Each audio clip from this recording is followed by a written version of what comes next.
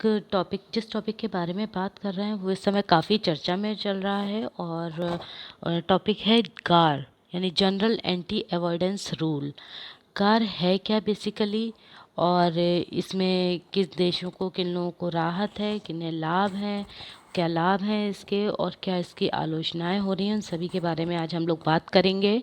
तो general anti avoidance rule जो car है वो है क्या, वो किस लिए बना हुआ है, तो वो बेसिकली बना है कि कर चोरी को और काले धन पर रोक लगाने के लिए एक करों का एक समूह बनाया गया है। करों का एक प्रावधान है जो जिसमें कई सारे इसमें कर हैं, जिसमें कई सारे कर हैं, और ये कर चोरी और काले धन पर रोक लगाने के लिए बनाया गया है। और स्पेशली जो है विदेशी कंपनियों द्वारा जो हमारे यहाँ जो निवेश किए जा रहे हैं, उनके वो इस करों के दायरे में आते हैं। यानी विदेशी कंपनियों द्वारा किए जा रहे निवेश या समझौते को कर नियमों के दायरे में अब लाया जा रहा है। अभी तक क्या हो रहा था, विदेशी कंपनियां टैक्स हेवन जो देश होते थे, मतलब जहाँ पर उन्हें टैक्सों में छूट मिलती थी या जहाँ पर उन्हें फ़ायदा लगता था, टैक्स नहीं लगते थे, उन देशों में जाकर वो अपना पैसा इन्वेस्ट करते थे और वहाँ से प्रॉफिट अर्न करते थे। लेकिन अब विदेशों में भी कई ऐसी अर्थव्यवस्थाएं हैं जिन पर गार जैसे कई नियम लागू हैं, कई प्रावधान हैं, लेकिन भारत में ये अभी लागू नहीं था। तो भारत में यहाँ की जो भारत में आके जो विदेशी कंपनियां लाभ कमा रही हैं यहाँ पर, उन पर रोक लगाने के लिए, और उसमें भारत को कोई राजस्व या किसी तरीके का कोई फ़ायदा नहीं हो रहा, तो उसको देखते हुए यहाँ पर भी उससे संबंधित नियम लाए गए हैं, कर प्रावधान लाए गए हैं, और वही उनमें से एक गार है जो अभी हाल ही में 2017 से लागू किया जाना है। विदेशी कंपनियों द्वारा किए जा रहे निवेश या समझौते को कर नियमों के दायरे में लाया जाएगा इसमें। और काले धन पर लगाम लगाने, राजस्व में बढ़ोतरी करने के लिए केंद्र सरकार ने वर्ष 2012-13 में गार को 1 अप्रैल 2017 से लागू किए जाने का फैसला किया है। अब 27 जनवरी 2017 को केंद्रीय प्रत्यक्ष कर बोर्ड सीबीटी ने अधिसूचना जारी कर दी और कहा कि कार का प्रावधान आयकर कानून 1961 के अध्याय 10A में शामिल है। इसमें जो है विदेशी कंपनियां टैक्स से बचाने के लिए खुद को दूसरे देशों की कंपनियों से समझौता कर लेती थी। ऐसे कई उदाहरण देखने में आए थे जिस पे सरकार नज़र रख रही थी और देख रही थी कि इसमें क्या फ़ायदा और क्या नुकसान हो रहा है। बहुत सारी विदेशी कंपनियां ऐसे कर रही थी कि दूसरे देश में जाकर वहाँ की कंपनियों से समझौता कर लेती थी और उसमें प्रॉफिट अर्न कर रही थी और टैक्सों से खुद को बचा रही थी। इसका एक उदाहरण देखने को मिला था 2007 में। वोडाफोन कंपनी ने जब भारतीय बाजार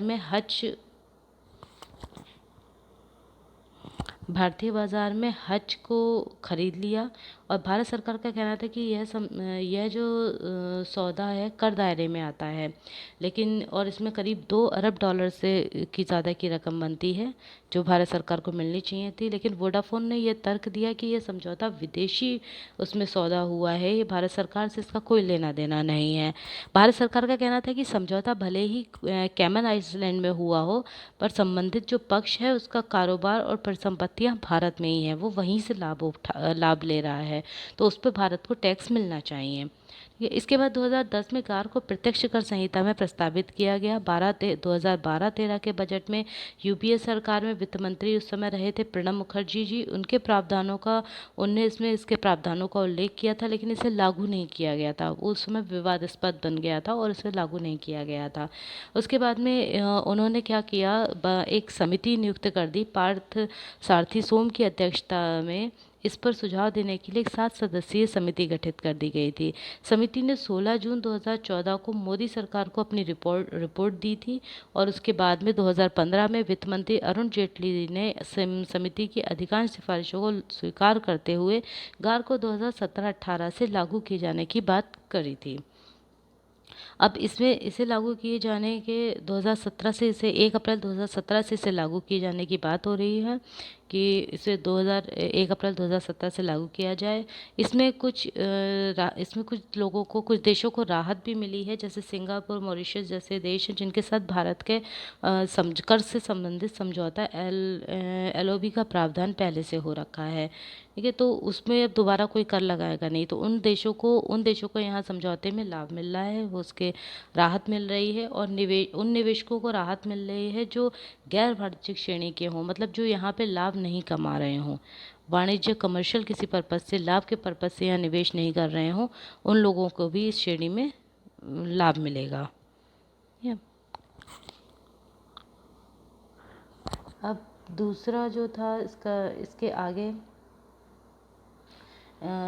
हुआ था, इसके बाद 31 इसमें और उन लोगों को भी राहत दी गई थी जो 31 मार्च 2017 तक जिनका निवेश किया गया था, मतलब वो विदेशी निवेश जो 31 मार्च 2017 तक किए गए थे, उन विदेशी निवेशों को भी इस नियम के तहत राहत दिया जाएगा। कार कर लागू करने की प्रक्रिया क्या थी? इस प्रस्ताव की सबसे पहले मुख्य आयकर आयुक्त या आयकर आयुक्त द्वारा जांच की जाएगी। जब इस प्रक्रिया को लागू किया जाएगा तो किन स्टेप से ये निकलेगी, तो उसमें सबसे पहले मुख्य आयकर आयुक्त जो है, मुख्य आयकर आयुक्त को इस प्रक्रिया में मुख्य आयकर आयुक्त या आयकर आयुक्त द्वारा जांच की जाएगी, और किसी हाई कोर्ट के उसके बाद में किसी हाई कोर्ट के एक न्यायाधीश की अध्यक्षता में एक गठित समिति द्वारा इसकी जांच की जाएगी। उसके बाद इसको लागू किया जाएगा। इसके गार की तरह जैसे मैंने आपको बताया कई अर्थव्यवस्थाएं हैं, जिसमें America, Britain, France, Germany, Australia, Canada, Netherland आदि भी कई ऐसी अर्थव्यवस्थाएं हैं जिन्हें गार के समान कर बचाव का विरोधी कानून वहाँ पे भी लागू है। गार के लाभ क्या हैं और गार की आलोचना क्या है?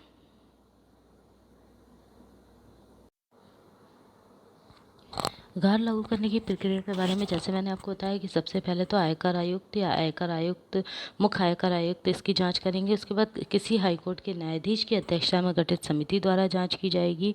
इसके बाद में कई अर्थव्यवस्थाएं में ये लागू है।